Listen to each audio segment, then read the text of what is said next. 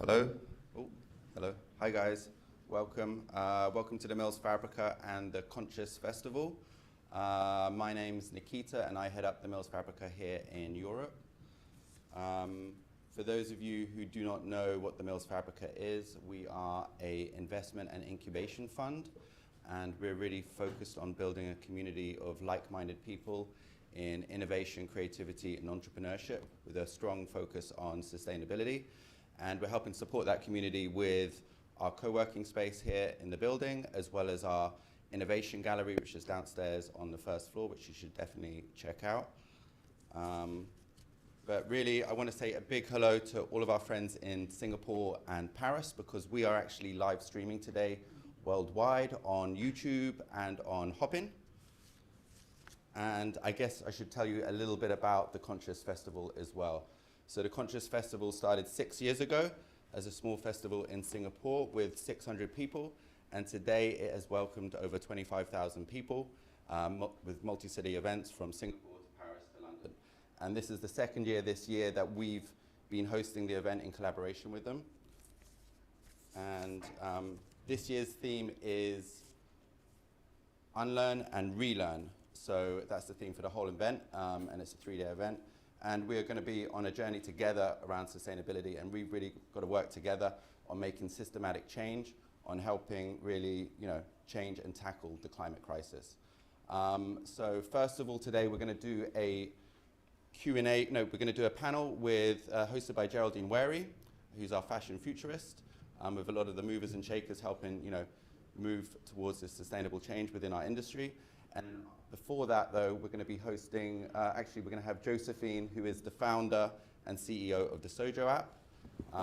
And she's going to get up on stage and talk about what she's doing to help circularity within the fashion industry. So over to you, Josephine. Thank you. Oh, lovely. Fantastic. Thank you. Hello. Thank you for having me here today. I'm going to tell you about what... Oh. Let's just go back. Accidentally clicked it. Yes, I'm going to tell you about what we're doing at Sojo for circularity within fashion. But in general, I'm going to sort of start with the journey, what we're doing, what we're going to do next, and then actually would love to talk about circularity in fashion in general and what that means for the future of fashion. So my sustainability journey started years and years and years ago, and actually, despite the fact that I think all of you are probably aware of how destructive environmentally the fashion industry is, and we all talk about fashion waste and pollution and water contamination, and we talk about regenerative materials, and we think about, mushrooms and handbags and things. One piece of the conversation that I feel is never spotlighted enough is the feminist and the garment worker exploitation that underpins the entire fashion industry. And that actually was my personal in to sustainable fashion. It was the fact that I was and still am an ardent feminist. And I realized that as I was supporting this fast fashion industry weekly, shopping all the time, as we're all, I think, recovering hypocrites with fast fashion, I realized that I was essentially actively paying for an infrastructure that exploits women of color in the global south and fuels these white male billionaires at the top. So essentially turned off that tap of supporting fast fashion about 5 years ago and turned to sustainable fashion. I say sustainable because I essentially consumed just as much, but was like, I'm just gonna move it to secondhand clothes, which is a more circular way to shop, but doesn't quite solve the bigger problem, which we'll get onto later. And I found that as I was shopping secondhand, I found fit was such a big issue. So as you all know, secondhand pieces are one-off, which is what makes them amazing and unique, and you're not wearing the same as someone else on the street, but it also means that only one size. And what are the chances that when you find a great pair of trousers, great style, great quality, great price, it's your exact body measurements, like your exact hip and waist and length. So I was like, if secondhand is going to be so big, which it's going to be, growing 11 times faster than the fast fashion industry and totally going to take over in terms of the market size by 2023, how are we going to make fit a solution for the secondhand market? And I was selling on Depop at the time and shopping secondhand, and I thought tailoring needs to be a really, really key part of this journey. However, when I went to the tailor, My experience was questionable, to say the least. I didn't know where to go or who to go to, but when I finally did, I was sort of getting undressed behind like a small curtain. I didn't really enjoy getting pinned that much, and then I was told that it was cash only and I didn't have cash, so then I had to go find a cash point. And then when I came back, you know, they said come back in 5 days, and I didn't go back for 2 months because it sits on your to-do list and you never get around to doing it. So I was like, you know, there's got to be a better way. And I just thought, gosh, it hasn't changed since the 1800s, and surely this can be brought into the modern day where for a younger consumer who want to engage with slow and sustainable fashion habits, it can be made incredibly easy, convenient, and more than that, a great experience that then forces them to engage with slow fashion habits even more. So set about creating Sojo, which started as a marketplace app that connects customers with local seams to businesses so you can get your clothes tailored or repaired incredibly easily. The premise is that you can go on the app, book what you need done, we collect it on a bicycle, take it to a local tailor and bring it back to you. And it was part of that kind of convenience economy and experience economy and sustainable fashion piece. We got started with the beta last year and it went incredibly well. We had loads of people using us despite the fact we were pre-funding, we didn't have any marketing, and it really showed an appetite for the market. But one really key thing that should be noted is that actually it got the attention of brands. So brands were inbounding saying, do you have a tailoring and repair option for us? And what really excited me at that point was I thought it had to be entirely consumer led. I thought that change, and I think this maybe was cynicism of whether government or brands or capitalism, but I really thought it has to be us driving the change. And actually when the brands were paying attention and saying, how can we embed a repair offering or a tailoring offering within our brand, it kind of changed my mindset of thinking, let's work on things from the inside out. Let's access all their customer base. Let's get them to change their customers. And how can we as a startup that's nimble and doing something disruptive connect with the bigger players to ensure that change can happen faster, which is ultimately everything that we need. So we pivoted into B2B and we realized that scale and impact comes from, well, actually I spoke to one of my investors and they sort of said you can either spend 10 years acquiring 10 million customers by spending 10 million pounds, or you can do one partnership and acquire 10 million customers overnight. Not quite what we've done just yet, but the sentiment was really, okay, if we want scale and we want impact and we want people to be repairing their clothes as part of their genuine culture, and we want tailoring to be something that is commonplace so you understand that clothes that fit you well are really the ones that are going to stand the test of time. We started working with brands and talking to brands and figuring out how this could look. And we launched our first partnership with GITNB, which we had lots of learnings from, and it was really amazing to see such a mainstream brand want to take sort of it on board. And then I kind of want to talk to you about what that means and what it looks like. And what we're realizing is we need tailoring and or repair to be part of the booking journey. So we realized that talking about it afterwards wasn't enough. Marketing it, talking about it in a circularity newsletter wasn't enough. How can we realize that a post-purchase experience has to be embedded within buying in general so that people are changing their mindset at the point of purchase and not doing it as a kind of add-on? And I think that this is a wider conversation around uptake of brands launching resale or brands launching repair. Is I think unless it's embedded into the brand like it is with Patagonia, you have to really get them at the point of buying to say, once you've bought this, it's not the end of the journey for you. Like, we are here. We're here to make it fit you. If you change body shape, we're here to make it fit you. We're here to repair it if it breaks. This is a lifelong partnership now. And I think that, and bringing that to brands around value and understanding the value that it has done with the likes of Patagonia, is something that we really, really want to push forward and something that we're really excited for as we move on. As I was saying, it's a journey for life. We think that clothes that fit you well and that last a long time and are durable are the future of fashion. And I think that getting customers to think that way needs to come from within, because that's where you can get sort of the mindsets changing the most. Now I'd just love to really end by talking about what this means for fashion in general. And I think there are loads of articles and headlines that talk about the future of fashion is enter certain thing, whether that's resale or repair or rental. And I think that actually what we want to do with Sojo, and what I believe needs to happen in the industry more broadly, is really rethinking the systems that underpin the way that we engage with clothing and with everything. And I think that what that really means is thinking about consumption at its core. So not, as I spoke to, I was guilty of turning from fast fashion to secondhand clothes, and I bought weekly. I would love thrift sales and Depop and charity shops, and I bought just as much. I completely engaged in the same behaviors but in a different way. And I think actually what Sojo is underpinned by is appreciating clothing in a slower way that is really personalized to you, and that actually thinks about things in terms of item longevity and in terms of not any sort of wasteful culture. And I think ultimately this circular image that I put up here is really, really hard to get your head around when you think about it, because our entire culture from everything is linear, and circularity has its place in terms of secondhand, but there's still a bin at the end of that, and that is still a proponent of what's in the fashion industry. And I think trying to decide how we can approach consumption differently, whether that be thinking, so someone said the other day, and I thought it was fantastic, thinking about if your own garden was a landfill for the stuff that you throw away, that kind of mindset. How can we rethink throwing anything away? And when you start to unpick that, you then think, okay, if I'm buying this top, I'm buying it and it looks good on me now, but it also will look good on me when I'm 50. And it will also look good on my daughter when she's 20. And thinking about clothing in a really considered way where there's no waste at the end of it. And whether that be through repair or whether that be through rental or resale, I think there's a place for all of it. But ultimately, it's a really, really big mindset shift. And despite the fact that there's lots of innovation coming up, Sojo, of which Sojo is one of them, I really want this kind of cultural educational piece to happen.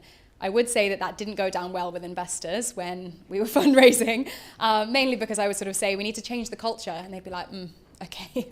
And changing mindset is really difficult. But ultimately, if we all believe in this better future and we're all committing to change, and then we get brands to commit to that change as well, and hopefully force legislation to commit to that change, we've got to change the culture together. And I think then the future isn't necessarily consumption, but a different mode of consumption. It is a beautiful amalgamation of all the innovations and disruptions that are happening, but ultimately it's about us taking learnings even from the likes of indigenous communities, where you understand that there's a slower approach to our life that is different to the way that we've been moving and the fast train we've been on, and the sort of social medias of the world and the hyper-consumption, the consumerism and the forced kind of very intense approach to how we exist. And actually it's about, let's slow everything down. What works for us? What will work for us, you know, in the future for decades to come? And I think that's our future that we really believe in at Sojo. And it's starting with, you know, changing the hem on your trouser, and it's starting with, you know, changing the waist or repairing a rip along the seam. But it's underpinned by a different mindset around how we think about clothes. And I think that's something that I'm really excited for customers to take on board, for brands to take on board, and hopefully with the kind of Extended Producer Responsibility Act, governments to take on board as well. So yeah, that's how we think about things at Sojo, and that's it. Thank you very much.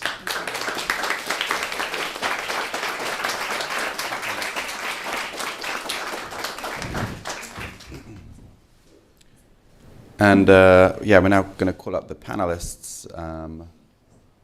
Yeah, with Geraldine Wary. Okay, come and join us. Yeah? You want me to sit under I'll sit under my picture. You keep your mic there? Yeah. Right. They're all on already.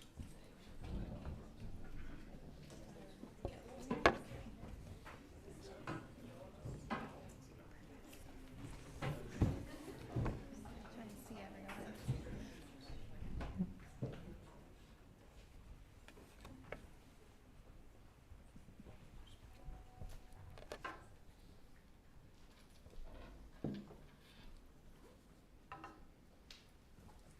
Okay, should I introduce our panelists? Great. So today we have an amazing conversation on circularity in fashion with an impressive panel. Let me introduce Wajahat Hussain, the co-founder of BioRestore, which is an amazing company developing a patent-pending technology on how to restore your cotton-based clothing. I'm sure he'll tell you more about this. We also have Paul Folks Arellano, the founder of Circuithon, embedding essentially infrastructure and business planning. Also, will explain better than I can what the incredible work that Circuithon is doing to really embed circularity in infrastructure and many other areas of the fashion industry and other industries. Alexander Taylor, you may have worn some of his sneakers. and other creations. You're an industrial designer, also created the Adidas sneaker collaboration with Parlay and the technology behind this. And finally, Felix Winkler, co-founder and CCO of Reflaunt, which is a multifaceted business, essentially enabling businesses to sell secondhand vintage clothing. And so I guess you can introduce yourself much better than I can. So I will let perhaps, let's say, Alexander start a little bit with your work and your journey into circularity. Hello, everyone. So, yeah, for like 20 years, I've had an industrial design studio working on different projects. Started actually with more furniture and lighting. And I was fortunate to get invited to be part of a project in 2007 for Adidas, which was a very clear brief that myself and a few other industrial designers had at the time, which was to try and propose something which was a technology which was existing but not in the current toolbox, let's say, for making performance sportswear or performance sports shoes. And so that was back in 2007, and my proposal at the time was that we start knitting shoes. Worked for 4 years through to 2012, and we launched Prime Knit, which little did I know at the start of that journey, kind of where I guess the impact, but also more the layers of conversation that were presented as we kind of developed the projects and the product over that time. And then that subsequently led me to be a consultant for the brand on work on parallel kind of stories, which were innovation, introducing new technologies to try and find solutions to add to that toolbox of making. And one of those which we were looking at the time was called tailored fiber placement. And we were making objects and making shoes to illustrate that could be a technology that we could use moving forward, essentially from the embroidery world. And one day we had a call from Cyril Gooch from Parlay and the Adidas team, and asked if we could jump on board and make a shoe in 8 days. They gave us to make a pair of shoes, actually, to not only make the pair of shoes but also to have them delivered and be in New York for the announcement at the United Nations of the collaboration between Adidas and Parlay and their commitment to, from a creative perspective, challenging and fighting the destruction of our oceans. And so that was a moment in time, and there was a connection of myself in London and my team, Adidas in Germany. We had Green Chemist in Boston. We had Cyril in New York, and we had some machines in Stuttgart. So we kind of worked very very efficiently over those days and developed and delivered those shoes. And that was like a key story that led, obviously, to Parlay not only being a big part of Adidas, but also I guess that again elevated the conversation of what, from a sustainable perspective, what it meant, but also material development and design and everything all encompassed. So that was a great project to be part of. Since then, I've done also other projects varying throughout the brand. Worked on projects with Yeezy and worked on other technologies that have also been sort of taken up. And that was, I guess, until about 2019. Then also, I was lucky enough to work with a nice factory in China that we got to meet along the way. And they asked if we would do a collaboration direct from my studio to the factory. And so I created this brand called ATID. It wasn't the project. We weren't meant to start at that point to create a brand, but it eventually ended up like that because we wanted a platform to show how using essentially the dead stock material we could turn that into product and then create a platform and a base for which to sell it. Essentially everything was a limited edition because we used only the dead stock material, and that brought a lot of challenges. And also I used it from a personal perspective to understand more from a design side of things, and also constantly learning. So, and then here I find myself today talking about it. Yeah, we were talking about just before the panel about envisioning the future and how in 2007 no one was imagining textiles or No. sneakers being made that way, and which segues, I think, nicely into what Jahat was saying. Perhaps you could tell us about your innovation, since you're also in the field of completely disrupting how, I mean, I'm still wrapping my head around the technology around BioRestore. It's really fascinating. Could you tell us more about also your invention with your team and how you had the vision, but also just describe what BioRestore is about for those of you who don't are perhaps not familiar with it yet? Yeah, so BioRestore is a consumer laundry product that can help you restore your old and worn clothes back to new with a single wash. And what happens is, like, when you buy something new, you buy something that has a very smooth surface, the color are popping, it looks nice and it feels nice. But then you start washing it in the laundry, and you start noticing bubbles on the surface, and you start noticing that the color now looks much more faded. It comes to the point where you don't want to wear it anymore, and you just want to get rid of it. And that is when you can use BioRestore, because BioRestore is going to remove all of these bubbles, and as a result the color starts popping back again. And this process also reshapes the garment, and it kind of brings back the original hand feel. So in a nutshell, your experience is going to be like, you're going to put an old and worn garment in the washing machine, wash it with BioRestore, and when you're going to take this out, it's going to look super new. And by the way, we've got one garment displayed down in the exhibition, so you can have a look at it afterwards on how it looks before and after. So that's what BioRestore does in a nutshell.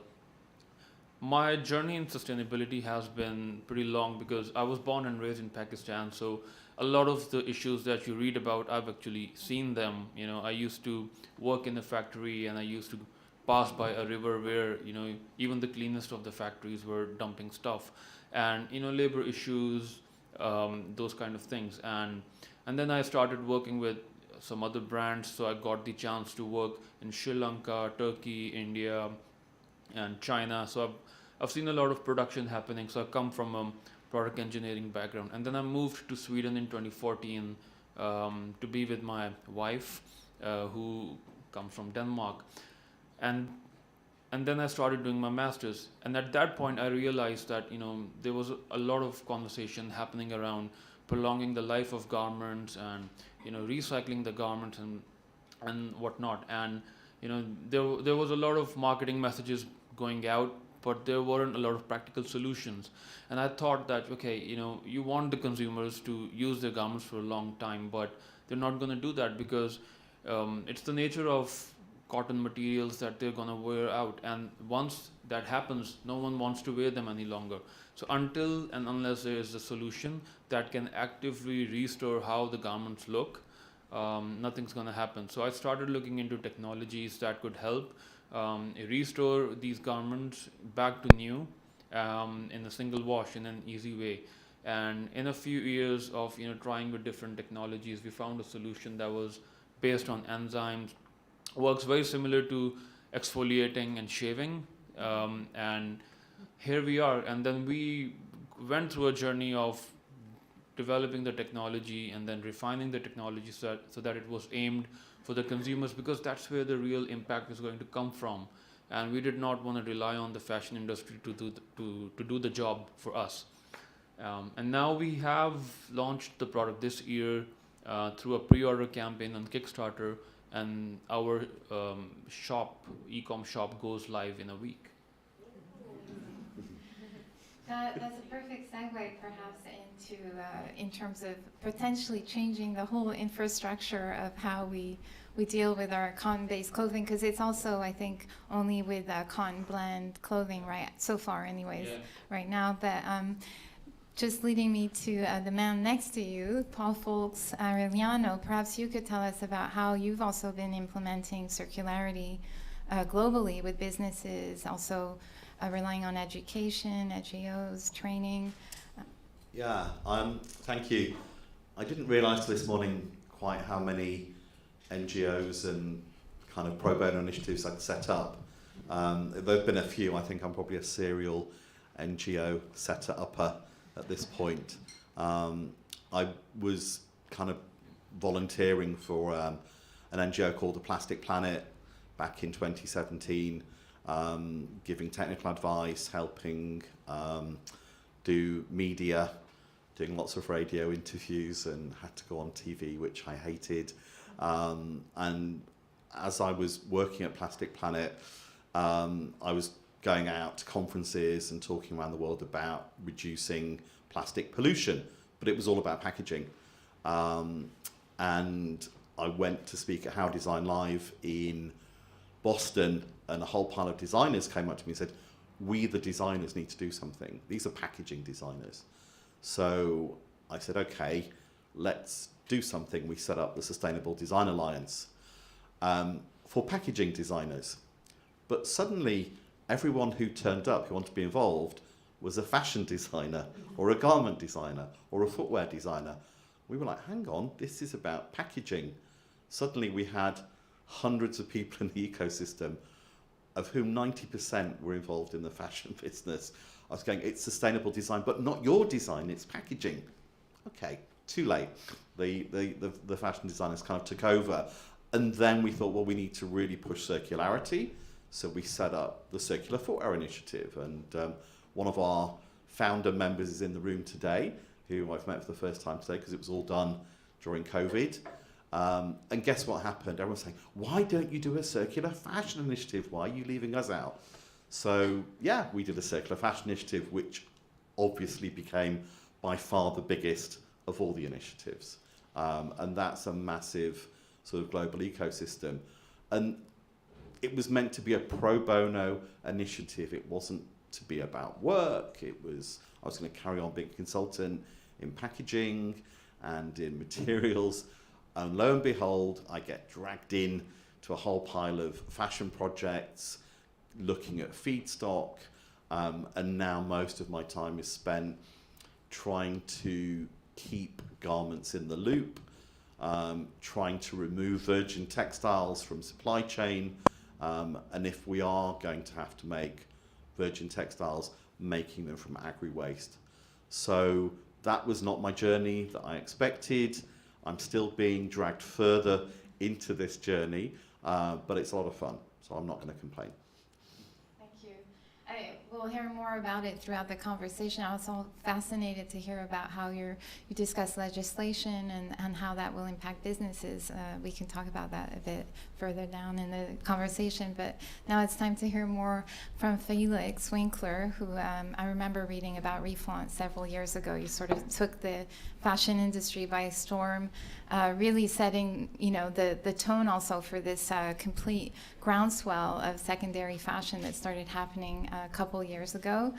So can you tell us more about the multifaceted aspects of your business and how you help businesses essentially implement one aspect of circularity, which is reuse and resell? Sure. So what we do in a nutshell is allowing fashion brands, department stores, and online multi-brand to participate in the second-hand trade.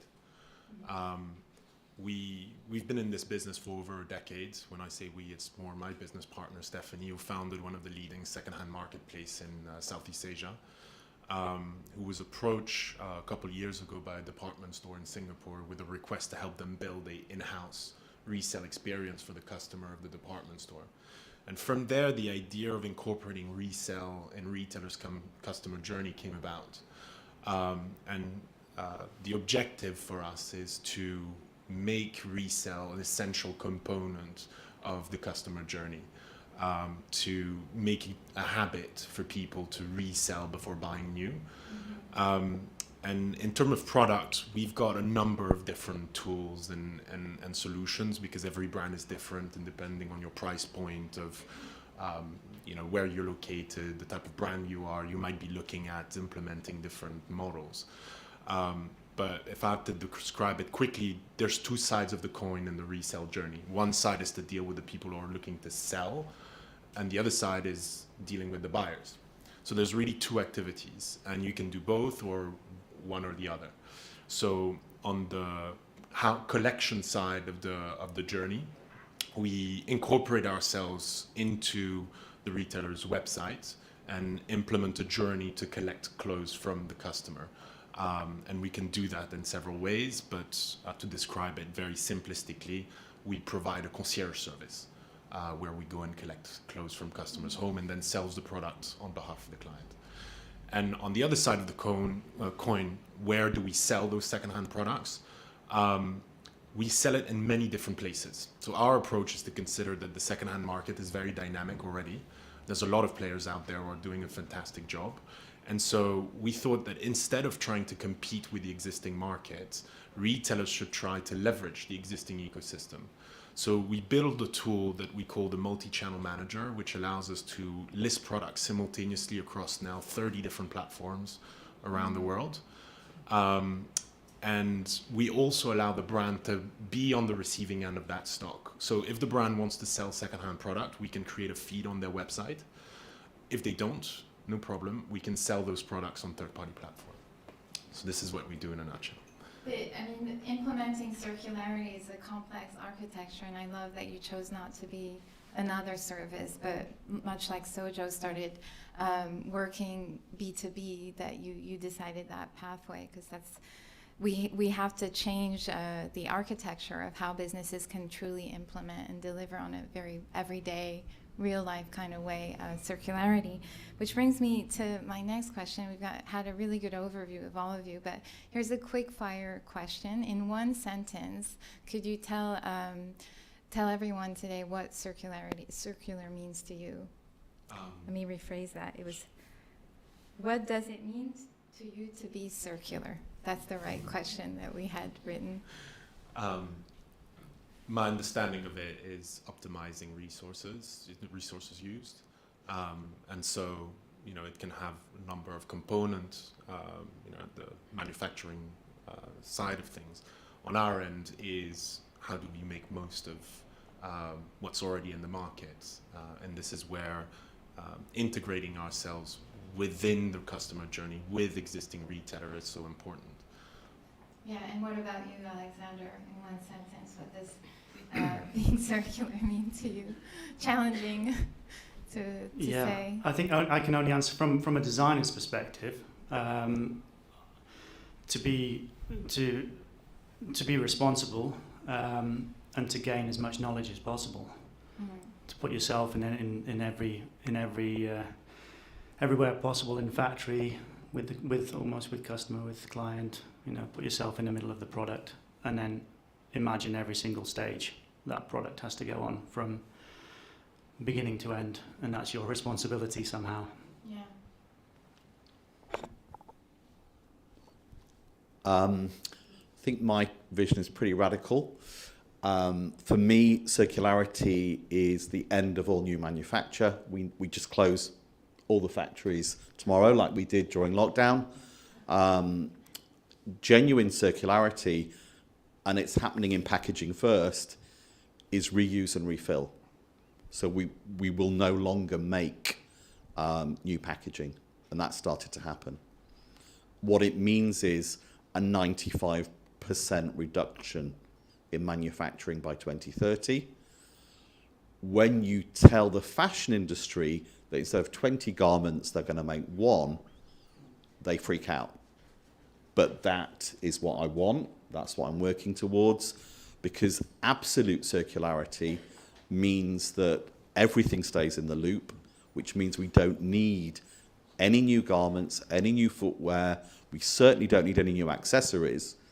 We have more accessories than anybody in the world needs right now.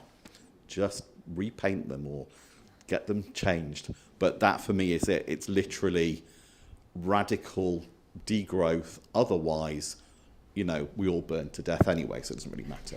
So pretty obvious. For us, there are 3 pillars of circular economy, and that is like zero waste, zero harm, and social justice.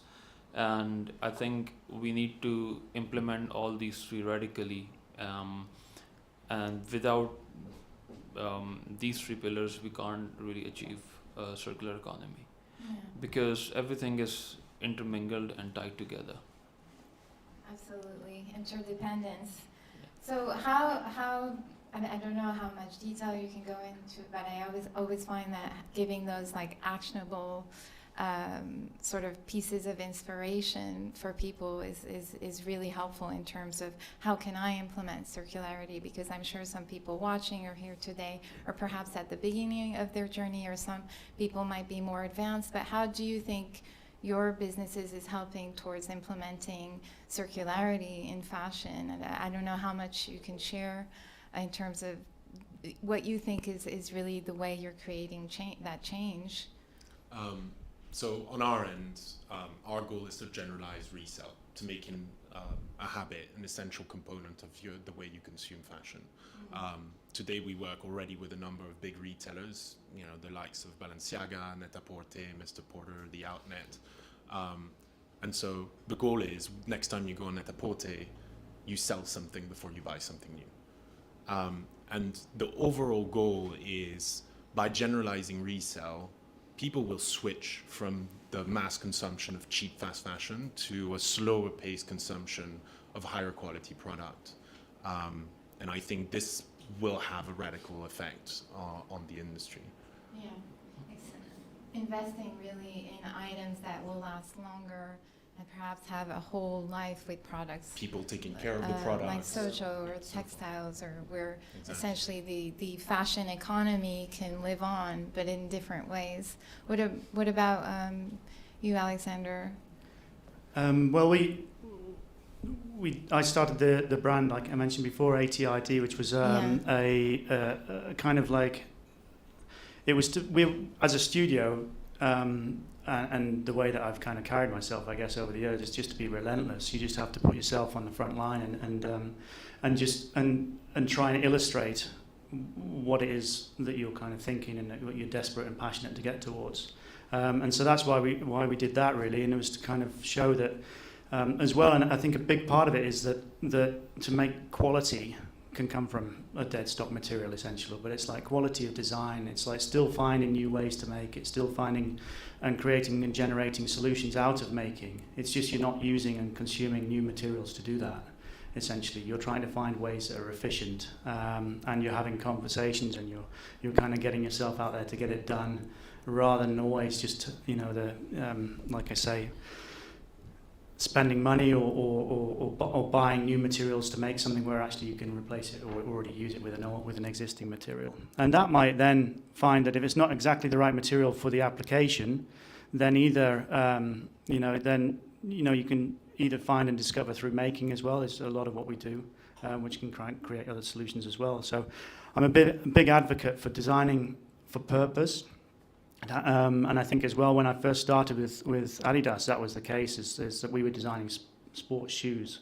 And then what's happened is, and I still work on that on the performance aspect, but then obviously fashion is kind of all of the originals and everything else, and the way that kind of, which we can't control. But design for purpose, and then you get longevity out of the product, essentially. And so I sort of tend to sort of position myself at that end of the spectrum.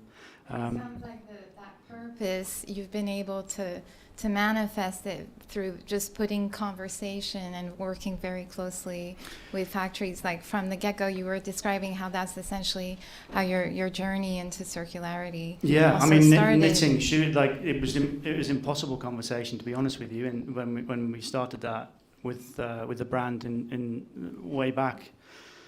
Because it was taking 50 minutes to knit one shoe, and it just wasn't commercial. So you have to have that perseverance. Yeah, you have to sort of say, well, yeah, but let's keep going. And then the guys that are making the machines, you know, they engineer the needles, for example, and they're kind of programming and everything else, and that speeds up. We made the first shoes in a factory that was making chairs, you know, so it's like knitting covers for office chairs. To prove it was possible, but when it would get sort of past a certain level in the brand, it was like, from a commercial perspective, it's not. And so it was just, you felt like you were banging your head against the wall for 3 or 4 years, until it became obvious that there was something there happening, and then there was the buy-in to it. But that, like I said before in the intro, was something that by being relentless in kind of a passion and a belief that this was something that we should be doing, started to bring about all sorts of conversation around systems, and the fact that at that time, back in 2008, all the global kind of sports industry were all buying their materials from the same factories and the same vendors in Asia, essentially, and which is why a lot of the products started to look the same. But by sort of saying, well, knitting, my first reaction was to knit a shoe because everything was cut, glued and pasted and stitched back together. And whereas like, well, why can't we just use one machine, one process, essentially one yarn as it is, but you have to engineer the yarns obviously in different yarns, but one process and rationalize everything down and then have minimum waste. And that was my brief to myself, that's what we'd do. And so then enabled the kind of, like I say, you're not then sort of in the hands of the guys that are selling you they don't have the power anymore. You're starting to sort of direct things and then have responsibility. So the designer and the brand have responsibility because the designer is starting to be able to design the textile in a way which you're not having to make millions of meters of it. So it was just sort of spun everything on its head. But the roadblocks were always the business mechanics, and it was like, no, we've got to have a forward vision of what this could be and try and project and say, this is how industry. So that's how I position myself now as well. I sort of look for new systems working with existing kind of on existing technologies and resource, and sort of do that and work in that in the most efficient way possible, and then also try to project and sort of say what in the future, for example, everyone's got 3D printers at home or whatever it may be, and then then where the brands stand. Are they selling files? Are they selling materials? And it's like, kind of, do people need stripes and swoosh? I don't know. It's kind of like, so kids are going to go down the street, or they're all going to get together and club in, and they'll start their own brand. That's when it's that. So you've got to sort of think, if that's coming in sort of 10 years' time, for example, how do we sort of anticipate that now and start to work towards that so that there is still a business, or we're engineering the materials, or we're the experience. It's like just sort of those, but from being an industrial designer, start to become, you have to sort of play many different roles. And like I say, embed yourself in everything that's going on with your product. Like it's let's say one shoe. If you understand every single aspect of that, of how it's made, and like I say, why it's been made in the way that it's been made, and then responsible for where it's essentially going to end up, or what we can do after with it. From the beginning. Yeah, that's you. It's not sort of it's not someone else's responsibility. That's your responsibility, and that's, I guess, the mindset and approach that I've always taken. I mean, I say no to clients. I kind of like lose clients because we won't do things. It's kind of it's crazy, but that's the way it is. You just have to believe that it's possible. I'll pass on actually to Wajahad, perhaps, because I think you've had to really have a vision as well and persevere through creating this new technology. And so if you could tell us a little bit about how you think your business is trying to push a needle. I think you mentioned this before: zero waste, zero harm, social justice. I don't know if you can tell us more about your vision. So when the product is just like, we have the technology part, which took some time, to develop, but when we were designing the product, we thought about the consumers, and the product was designed keeping the consumers in mind. And from day one, we had this aim of slowing down the consumption radically, because there's a philosophical angle to it as well. Like, I think we need to be able to separate our needs and wants, because a lot of the stuff that we buy is very impulsive, and we don't necessarily need a lot of the stuff that we have in our houses. And with BioRestore, we want to reduce the consumption radically, so that people think about restoring and repairing their garments, or anything else in their houses. It's a mindset change, and we want that change to happen. And consumers have a lot of power. So we always thought that there were a lot of marketing messages going out, but consumers did not have a tool or a way to do it. So for us, we could have gone this route of where we just had the technology, and we could have been happy doing a B2B thing, working with brands or dry cleaners, and basically that whole segment, but we decided that we are not going to do that because that meant that we were going to put the future of our product and our business and our vision in the hands of the others, and that may happen and may not happen. And we wanted to make sure that we empower the consumers and give them this ability to be able to take that decision, you know. And so then we went into, and it comes down to small things like, you know, putting ingredients. For example, on an average, a laundry product has more than 10 ingredients, and it's like the average is around 16, and a lot of those are just aesthetic modifiers, you know, just to make it look nice, you know. So unnecessary. It doesn't really do anything. So we took out a lot of those things. You know, we were like, we're just going to put basics, things that are needed to make this whole thing work. And we did a similar thing when we were designing the packaging, and then, you know, from little decisions like, okay, we're going to package them into small 3 different pouches so that people don't have to open a bigger pouch, and because that kind of reduces the quality of the product. And also we had like we did a lot of research, we bought a lot of data, and we made a lot of decision making, keeping in mind the consumer behavior. And we did not want to fall too out of what the general consumer behavior was, so we designed the whole product so that it would simply fit in everyone's daily life as well. I think it's great. There's such a movement also for being a bit of a kitchen alchemist or growing your own mushrooms. There's a connection there also with people very much reconnecting with the materiality of their clothes through you know, taking charge of the process of repair. But I want to just move on to the next question and start with Paul.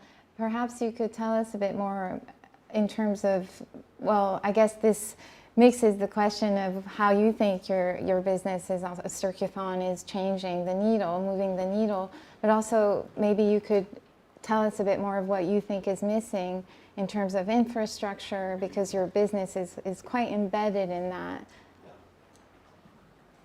Okay, so I'll let you into a few secrets then of how we operate. So Circuthon is a consultancy that works with very, very big clients, but that is really just generating money to support the initiatives which are really moving the needle.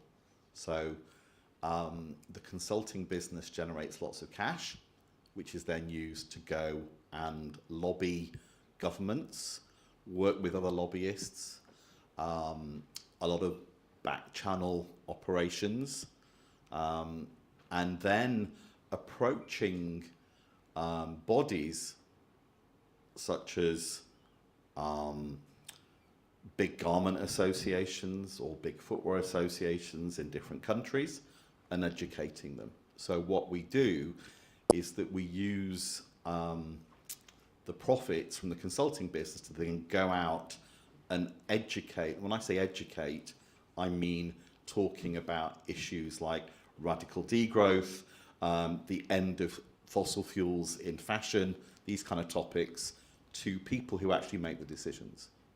So it's a kind of covert operation to change mindsets. And because that happened in packaging, I mean, if you look at legislation around the world right now compared to where it was in 2017, it's radically different. There are so many bans on so many things, and by 2030, countries like Colombia will have banned almost all single-use plastics. They kind of took the idea and went, you know what, we'll just get rid of everything, little by little, and they've done it, and the legislation's in place. So what we're doing now as a kind of circular fashion and circular footwear community across the world is really campaigning to have a truly circular world. We're advising big bodies that they have to plan for degrowth because we will make it happen. And if they don't do what they should do, the legislation will make it happen. So already, particularly in the States, there are lots of very worried bodies across fashion, across footwear, because of what they see happening in Europe. And we are able to kind of demonstrate with what we've done in Europe to legislators that this is actually perfectly possible, that people actually live better lives, that we don't need this overconsumption to create jobs, you know, because actually, if you look at what are considered sustainable garment brands, I don't just mean fast fashion, I mean outdoor, I mean luxury, the money sits with a few people, and the people doing all the hard work in tanneries, in factories, etc., don't get paid a living wage. And brands boast about the fact that, wow, 30% of our workers get paid a living wage. I mean, you would never hear that in any other industry apart from fashion. It's a disgrace, and it has to end. So that's what we do. We are working with legislators left, right and centre. We have a massive kind of greenwashing coordination team who are working brilliantly well. We've got some very clever complainants who are getting things, and the brands are scared to death because, you know, we citizens are more powerful than money when it comes to it. We can actually make a difference, and that's why Circuithon exists. It's there to consult, and the consulting clients get grilled before they're allowed into the system. They have to really be convinced they're going to make a big change. But then we attract radical clients who don't understand business and have crazy ideas of changing the world, and then we have to kind of help them make that new infrastructure, which is scary for me because they don't like Excel sheets and they don't like reason and they don't believe in the laws of physics. But that's what changes the world. They're the people that are really moving the needle. And you will see new business models in 2023, left, right and centre. I mean, it's going to be crazy. And I think, fashion is going to have it will turn on its head by 2030. But I mean, if you think you've been in business 10 years, that's just, you know, that's a very small amount of time. Imagine the next decade where we go from here. So, yeah, that's a little bit of an insight into what we do. Yeah, and I think that because you're an insider and you're sort of warning us without going into great detail, I think it's very telling. And with the speed of technology, also we haven't talked in great depth about digitization, enabling the circular economy model, but that's multiplying, you know, we expect to reach technological singularity. So there are so many aspects, and I'm fascinated by the legislation aspect as well that you talked about. To get legislation passed, you have to prove that there is an alternative, that things won't stop, that the world won't end. So we can point to what's happened, you know, styrene, polystyrene, expandable, it's been banned, it's gone. PVC, almost gone. Not in fashion, but in packaging it has. You know, PVC, it's a great vegan leather. No, it's not. It's a poison. PVC, chlorine, you know, think about it. So what we can do is point to this, and then people suddenly, we've kind of done packaging. We set that going. It's dealt with. But now we're all pointing towards a new industry, and we all chose fashion because it's full of fossil fuels. So we went, we can tackle this. Fossil fuel is a dirty word. Really easy to help. Really easy to get legislators to get on board with removing fossil fuels. And fashion is one of the biggest industries in the world, and according to some figures, employs 1 in 6 people in the world. So it's a great way to make an impact. Yeah. And they found you anyways. It sounds like they just found you anyways. So I mean, the interesting thing, I was at the Global Fibre Congress in Austria only 2 weeks ago, and a slide came up showing the growth of polyester predicted from now to 2030. So cotton was static. Polyester was growing 6-fold in terms of tonnage by 2030. And I shared that slide with my WhatsApp group of activists, of whom some were in the room, and everyone was like, this cannot happen, and we have to stop it. We cannot have polyester growing in tonnage by 6 times over the next decade. It's just, no, it's lethal. We have to stop it. So that's kind of, we have to develop the alternatives. So, and that means working with chemical engineers and polymer scientists. Luckily, polymer scientists, like all polymers, they don't care about whether it's fossil or bio, they just love polymer chemistry. So they are delighted to play around with agri-waste and all kinds of fungi and biomass, of which there is billions of tons.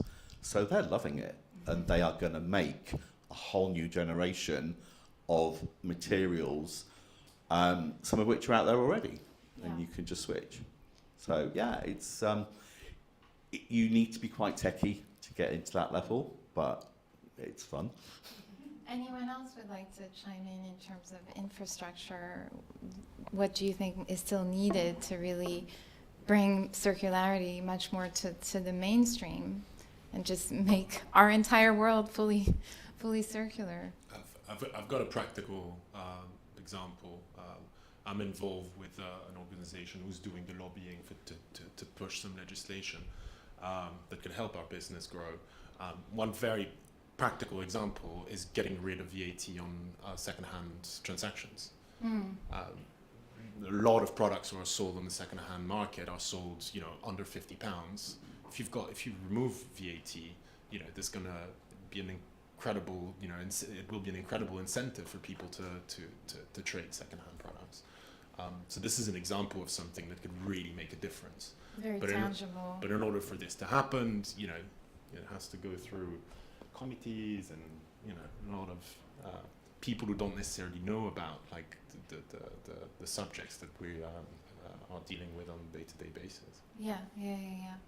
That's interesting. I hadn't heard of that before, that approach, the issue of VAT. Anyone else have any, if you had a wish list, something you feel is still really needed in terms of infrastructure to accelerate the circular economy? And I think in general the whole repair economy needs to be subsidized because right now, bio-restore is pretty economical to use, but when you look at physical repairs, and at least in Sweden, Sweden everything is expensive. So, so one of the biggest roadblocks towards having a circular economy is that repair is very, very expensive. And I can because I've lived in 2 different countries which have like almost exact opposite behaviors. Like in Pakistan, we would never buy a new thing. There's just not enough money for you to spend on new things. So you always go for the repair, and there's a whole market that's just gonna repair and retrofit stuff, and they have all of the parts and things that you need to repair something. But in Sweden, last week I had a problem with my iron and I couldn't get it fixed, and I had to buy a new one. So like there's no infrastructure, and when someone starts a repair service, it's just too expensive, so expensive that you start comparing the cost of repair with buying a new one, and the gap is very little. So for example, at least when it comes to electric cars, you get like some level of discount on taxation, and I think that sort of incentive is also needed in the repair industry. yeah, it's actually a good point, even within fashion, with the emergence of wearables, like the merger of technology with fashion. Anyone who's in technology wearables needs to embed the right to repair in that design. But that's incredibly important, I think. Also, repair as a form of healing, repair as a form of living, and perhaps with the cost of living crisis, we might see this really accelerate. But I was wondering in terms of resources as well, and I think we had decided that Paul, you would be our go-to, but perhaps do you have a case study or something very tangible or a resource you could share with our audience? Yeah, rather than bringing slides, I brought some bits and pieces. Like, to begin with, these glasses, these are made from waste. So again, I don't believe even from, it's quite hard to recycle glasses as well right now. And again, you can get them repaired. I mean, there are repairable, and in fact, in the good old days, you could go into any optician, they'd just help you out for free. It used to be like a given. They would fix them for you, not so anymore, particularly with e-commerce. But definitely, until we get to this point of, and I love the idea of having not just VAT-free, but subsidised repair. So I think that will go into our lobbying package as well across the different industries. That's great. But the shoes I'm wearing are made from old jeans. So these were somebody's jeans. I don't know whose they were, but I don't really care because it's, I'm not wearing them. But I love these shoes because they're super comfortable. They're full of plant-based stuff, rubber soles, lots of plant-based material, but they're literally old jeans. And this idea of the feedstock always being discarded stuff that's waste, I think is great. They've taken all the uniforms from Europe cars, when you hire a car and they have these green jackets, and they've now started making those into shoes, but they look super cool. So it's not just, waste turned into something. They're really desirable. So I've now got to a point where I don't really want to buy anything that's not been upcycled. And I think if everybody had that attitude, we would definitely reduce the amount of virgin fabric, because we have a lot of, we know in Accra how much clothing there is. Oh, yeah. Just imagine that we were not allowed to use virgin material for footwear for 10 years. We just take all the stuff in Accra and use that to make the shoe uppers. So that, for me, is basic. These are coffee bean and corn flour. They're 98% bio, 2% fossil. And, I love them. And they're personal, because over time, the coffee bean wears down and you see more of the cornflowers or sunflowers or flax or whatever they might be. And then the thing that I've actually proudest of, I actually made half of it myself. So Christopher Rayburn is kind of my favourite designer because of everything is upcycled.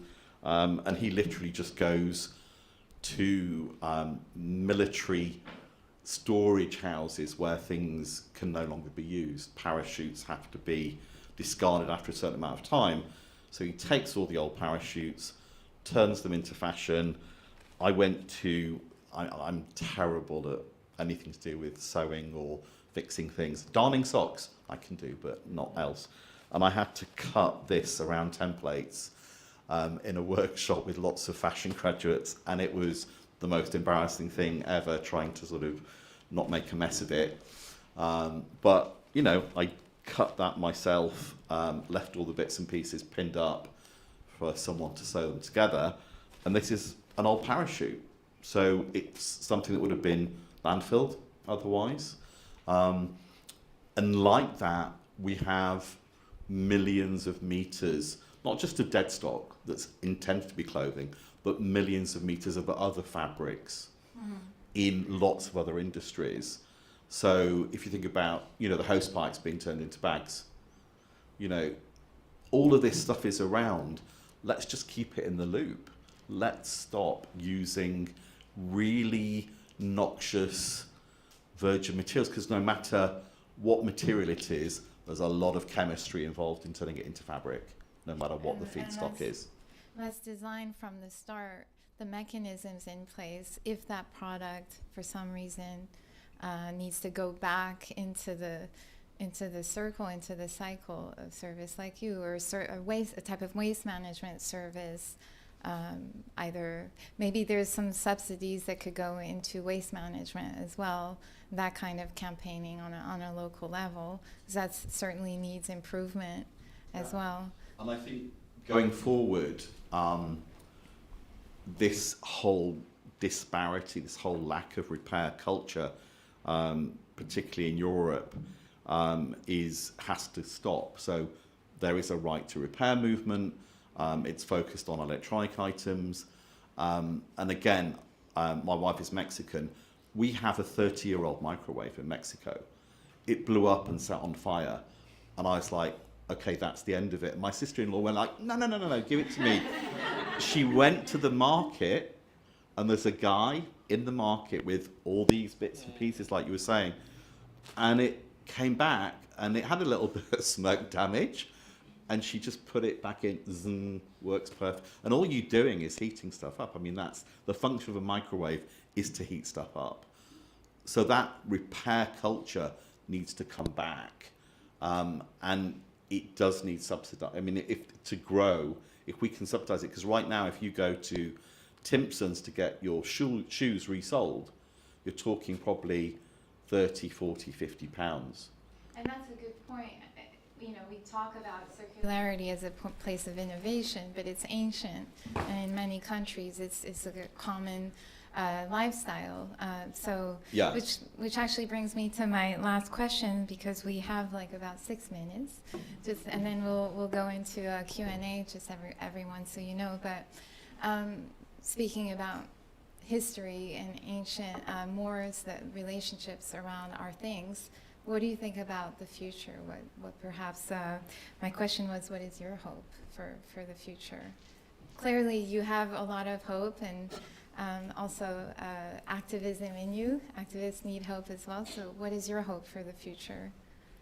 Well, I think I've mentioned already a number of things. It's making this resale habit something that everybody gets into. And I think if you couple this with a number of other elements, we can really manage to create this circular model that we've been talking about. Yeah. But in order to do that, we need legislation. So it might take time, but we'll get there. We're here. Change very fast. Look at the pandemic. We're here for that. Yes. Yeah. What about you, Alexander? Yeah, I think, regulation and legislation is the only thing that's really going to kind of bring great change. But also then the consumer habits, and consumers have the greatest voice in a way. So it's just, to act on your beliefs and not buy. I've got a fly chasing me here. The consumer has the greatest voice, and that's the thing. And then to sort of, because it's very difficult to sort of, when you're being bombarded with everything that's going on now, new solutions, best ways, best practices, like one company is this, one company is that, one brand is this. It's very difficult for the consumer to kind of somehow to understand and get a real picture of what's going on. So education is key, and regulation in terms of limiting output and change of habits. I think regional as well is a big kind of like a big story, is kind of from a global perspective, and somehow embracing some of the cultures that we're talking about now. But one doesn't fit all, but it's kind of finding the best scenario, the best fix for your local scenario. And actually, there's a lot of. Funny enough, I was in one of the and Adidas have a factory in Scheinfeld, which is nearby their headquarters, which was their first factory actually, and they were making 70 years ago, and it's still there. And I was there one day, we were working away, and there was like one little kind of wheelie trolley there, and it had on it, they had the made for measure, which is all the athletes' performance, where they make Messi's boots and all that sort of thing, but they also had this other shelf, and it was like kind of 6 pairs of old there were some running shoes on there were some hiking boots on there, and I was like, well, what's that shelf? And then that's our repair service. It's complimentary repair service that they have within the brand that they've always had, but who knows about it? Like, but no one's going to know about it now. It's not like we could walk into a store and say, "Can you repair my shoes, please?" But there was something there back in the day that the locals still use because they were taking their shoes along to be repaired, and that's the thing. So it's often with most kind of the older kind of establishment and the kind of they had. It's to go back to those kind of ways in which we sort of started out and sort of those kind of to remember those practices and those sort of why we've got to this point now is just through this kind of mass consumer kind of consumption. So it's somehow actually those practices do exist and then embracing them and sort of enabling them to work. That's my hope for the future. One of them anyway. Yeah, I think definitely we need to roll back the clock, back to about 1900. And you reminded me that most of my new ideas come from me asking my dad what his grandmother did. So my family is from Manchester. My grandmother was a seamstress in the city centre. My dad worked in a textile warehouse. My mum was a seamstress. And why did I think I would escape the fashion industry? I don't know, but I thought I would. Came a bit late. And I asked my dad, how did your grandparents live? What did they do? And you begin to see how to solve what we've become, these kind of plastic, automaton, 21st century people. And I'm writing a book at the moment about materials, and we've got different chapters, and we're looking at all materials. And I was totally shocked this week to discover even more about where we went wrong, because actually the first plastics, which were Parkisine and Xylenite, were invented here in Britain, in England, made from waste cotton. Guess what? All that cotton wasn't wasted.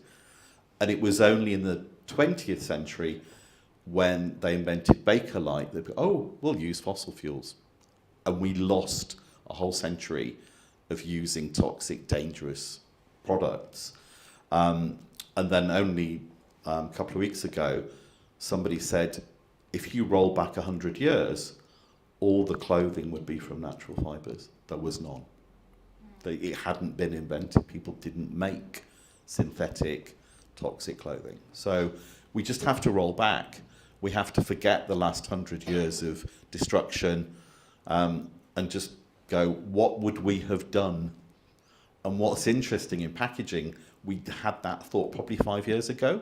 What would we have done if we weren't allowed to use synthetics?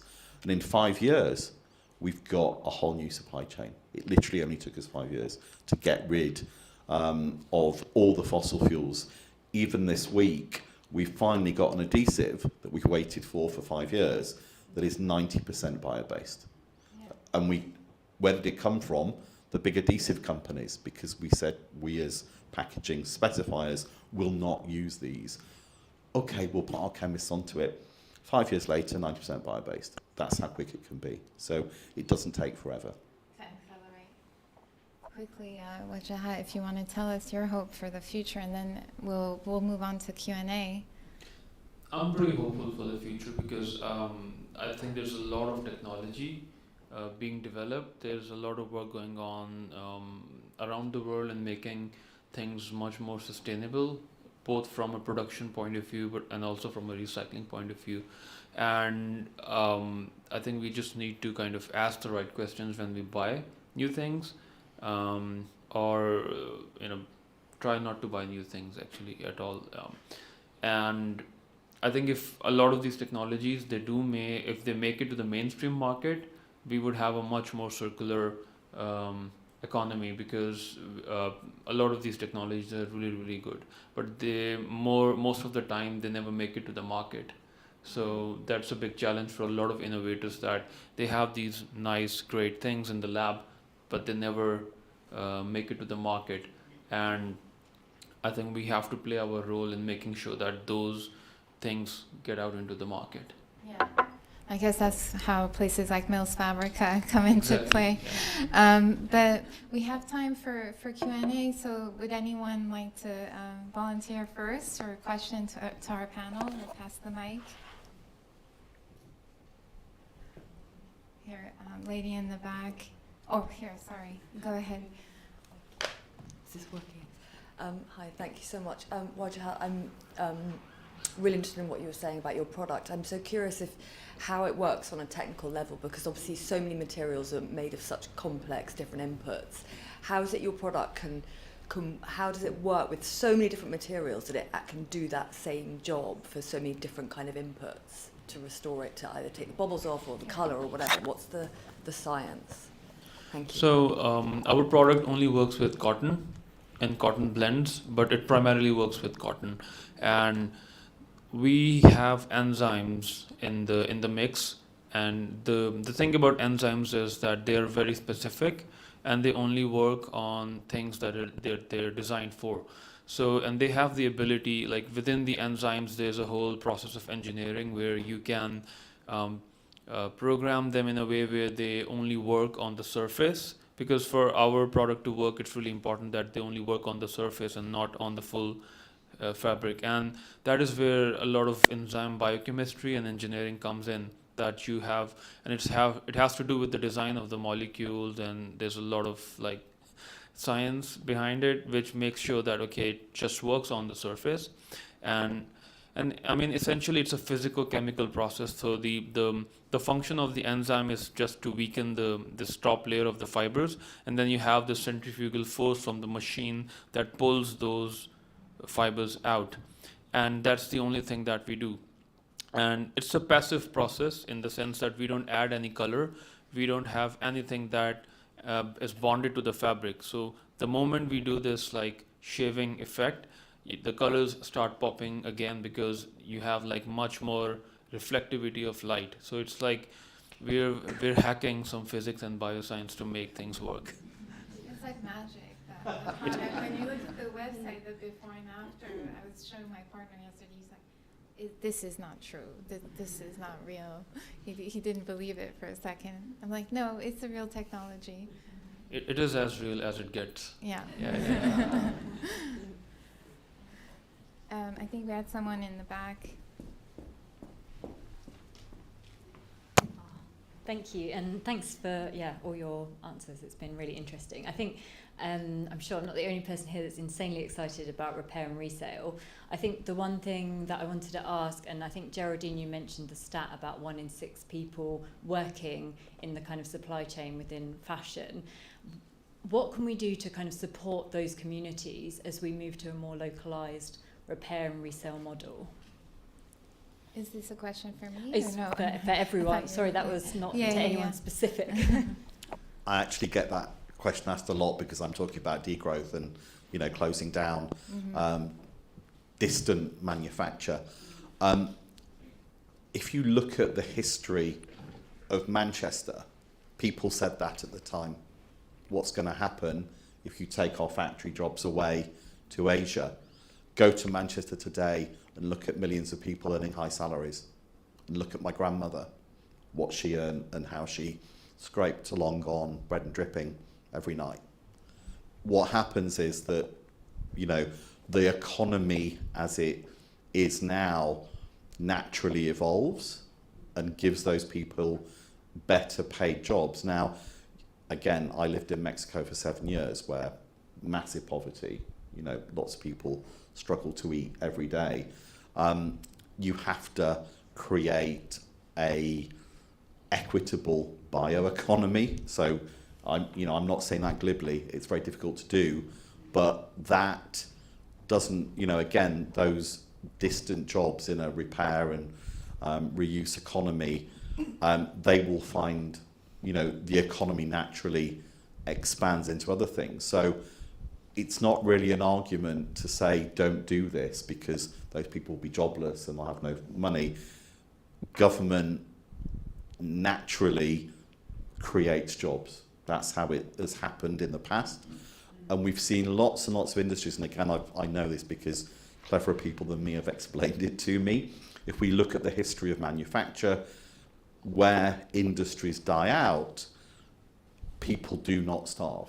People actually advance, and we have to not worry about those jobs, because actually there won't be a planet if we don't do this. So it doesn't really matter, is what, again, ultimately really clever people have said. So that I'm not going to say that's my opinion, but I've seen it happen in lots of the leather industry, for example, is closing down in lots of countries. The people that left the leather industry are now in better jobs and they're not dying of cancer. So it's a win-win. Can I add on to that? I mean, you've got some recent examples, like, you know, during COVID, so many people, at least like when you look at the airline industry in Scandinavia, it almost shut down, and then a lot of people were retrained and they were sent into other jobs. And it's kind of the same when you look at the movement within robotics and AI. You know, a lot of people in the world in general would need to be retrained, and you know, it's just like unavoidable. What you don't also know is that, you know, there's a lot of research going on into automation of the apparel production. So let's say in 5 years' time, if you have automation, they would still need to retrain these people. So, I mean, in general, the industry and the whole world is moving towards more automation and robotics. So it's I agree with you that I think it's the economies are going to evolve naturally.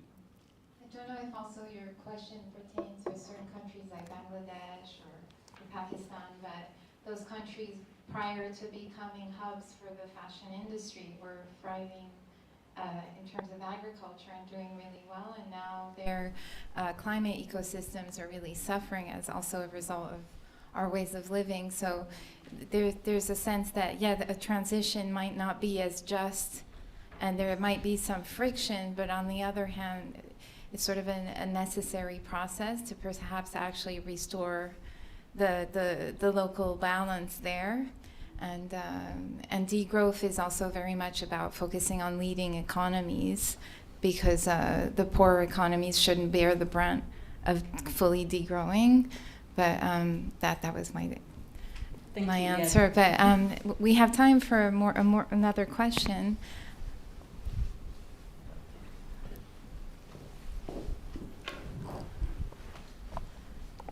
Hi, we've been talking, or you've been talking a lot about the origin of materials, but especially for the shoe industry, would be nice to know what, or maybe towards Alexander, in the designing process, is there a part where you think about minimalizing the amount of the material used, and especially the modularity, or making the product itself more modular,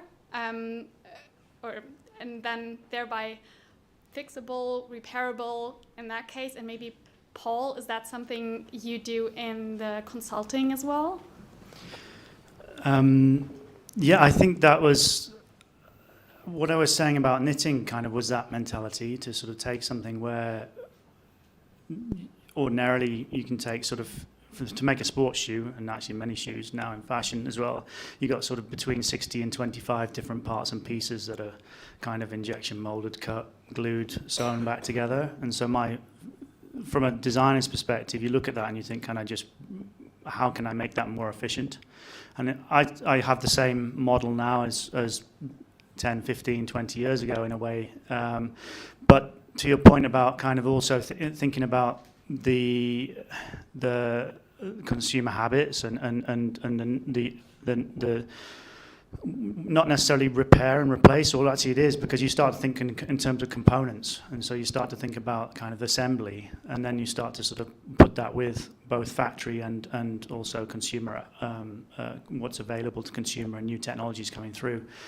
Certainly it's a big part of it has been for the last I'd say at least 5 years, it's been near the top of the list in terms of sort of thinking about assembly and disassembly, because that's what happened with the Parley project. You kind of I ended up doing quite a few talks about that project over the years, and I always get the question about, well, what about the sole? And it's got a boost sole, it's got a little PU sole on it, and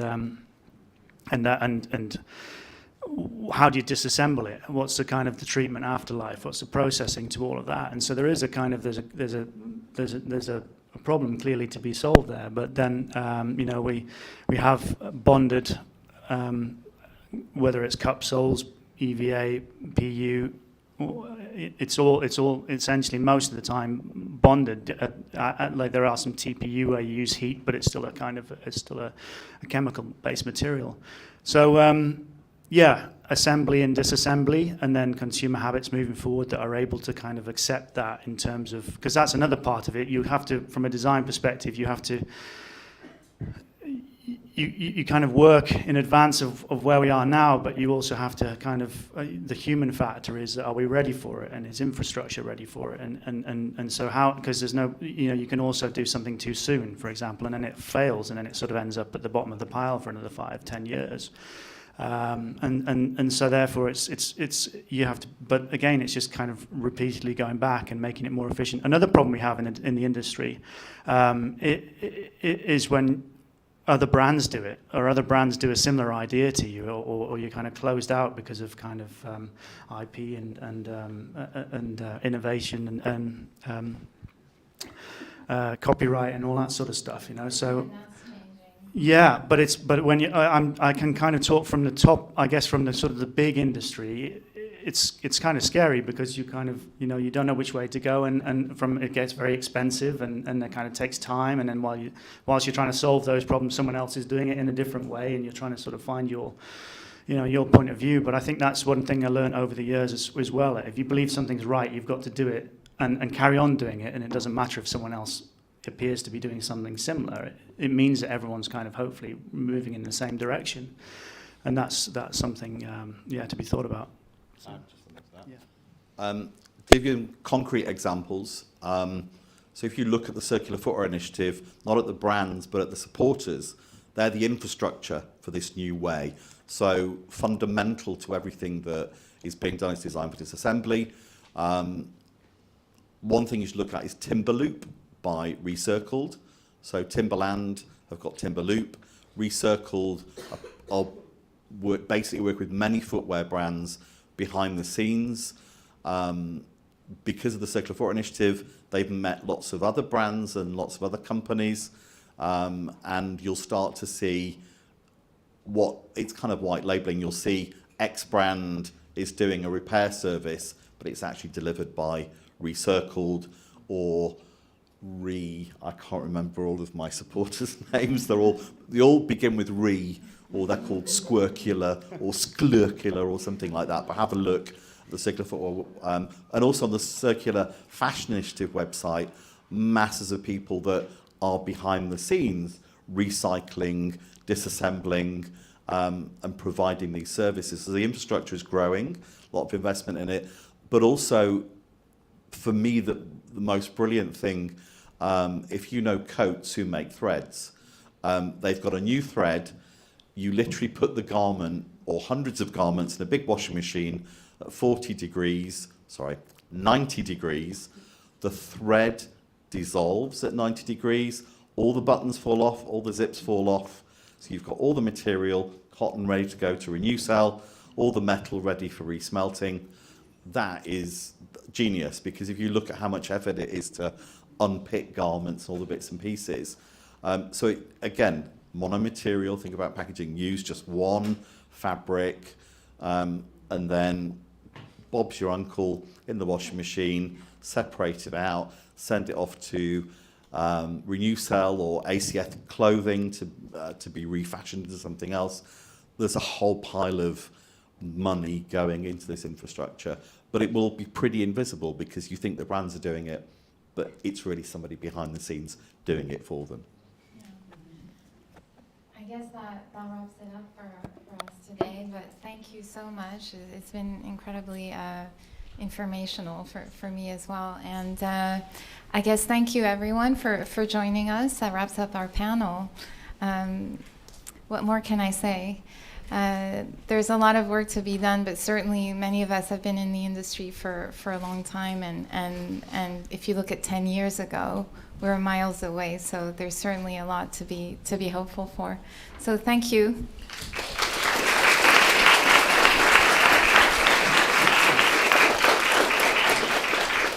Thanks, guys. So we've got croissants and coffee and juices outside. So, and yeah, we can network a little bit. Okay, thanks.